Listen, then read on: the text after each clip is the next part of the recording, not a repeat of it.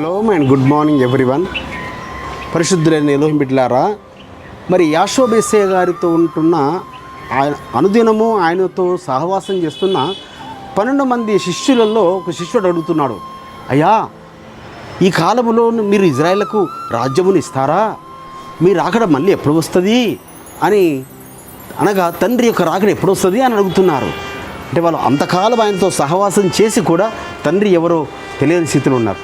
అంటే వారికి చెబుతున్నాడు, మీరు ఆయన దినము గురించి కానీ ఆయన రాకడ గురించి కానీ అది ఆ పరలోకములో ఉన్న దూతలకు, కోట్ల కొలది దూతలకు కానీ, ఆ 7 మహాదూతలైన ఆ ప్రధాన మెయిన్ ఆర్కేంజల్స్ అయిన వారికైనాను, మరి శరీరధారిగా ఉన్న నాకైనాను, అనగా శరీరధారిగా ఉన్న మెస్సేకు కూడా ఆ దినమును గురించి కానీ ఆ గడియను గురించి కానీ తెలియదు.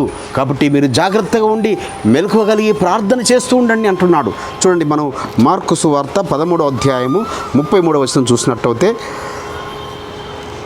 జాగ్రత్త పడుడి, మెలకువగా నుండి ప్రార్థన చేయుడి, ఆ కాలం ఎప్పుడు వచ్చునో మీకు తెలియదు. ఆ సమయం గురించి కానీ ఆ కాలం గురించి కానీ అది ఎప్పుడూ మీకు తెలియదు. కాబట్టి మీరు జాగ్రత్తగా ఉండి, కాబట్టి మనము కూడా ఎలా ఉండాలి బిడ్డలారా? ప్రతిరోజు జాగ్రత్త కలిగి, ప్రతిదినము ఏ దినమును కీడు ఆ దినమే చాలు.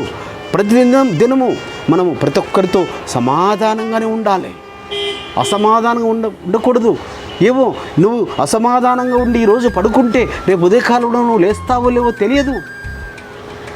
ఎందుకంటే మనకన్నా చిన్న వయసు వారు ఎందరో హఠాత్తుగా వెళ్ళిపోయే రోజులలో మనం ఉన్నాము.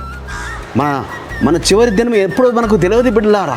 కాబట్టి ఈ దినమే నాది చివరి దినము. రాత్రి పడుకున్నప్పుడు ఇదే ప్రార్థన చేసుకోవాలి, అయ్యా, ఈ రాత్రే నాది చివరి రాత్రి అయితే నేను నిద్రిస్తే నీ సన్నిధికి రావాలి. కాబట్టి నేను అందరితో సమాధానంగా ఉన్నానా?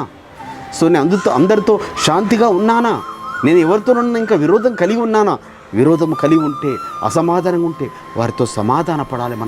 మనం జాగ్రత్త పడి మెలకువగలిగి ఉండి ప్రార్థన చేస్తూ ఉండాలి.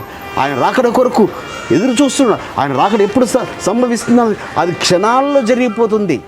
క్షణాలలో ప్రపంచంలో పరిస్థితులన్నీ మారిపోతాయి. క్షణాలలో అద్భుతాలు జరుగుతాయి. క్షణాలలో ఆశ్చర్యాలు జరుగుతుంటుంటాయి.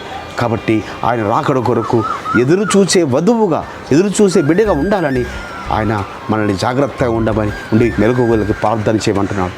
ఆ విధంగా మనల్ని అందరిని నడిపించునుగాక. పరిశుద్ధమైన తండ్రి, అవును నాయన, మీరు సెలవిచ్చిన విధంగా మేము జాగ్రత్త పడి దినదినము నాయన మేము సిద్ధపడి ఉండినట్లుగా మీరు రాకడికి ఎదురు చూసి వధువుగాడు సిద్ధపడకు సహాయం చేయమని యాషోబు యేసయ్య నామమున స్తుతించి ప్రార్థించి వేడుకుంటున్నాం పరమ తండ్రి. మన రక్షకుడును విమోచకుడును నజరేయుడైన యాషోబు యేసయ్య దివ్య సమ్ముఖము నుంచి మీకును మీ కుటుంబాలకును మీ వంశాలకును శాంతి, సమాధానం, కృపయు నిరంతరము నిలిచి ఉండునుగాక. ఆమేన్.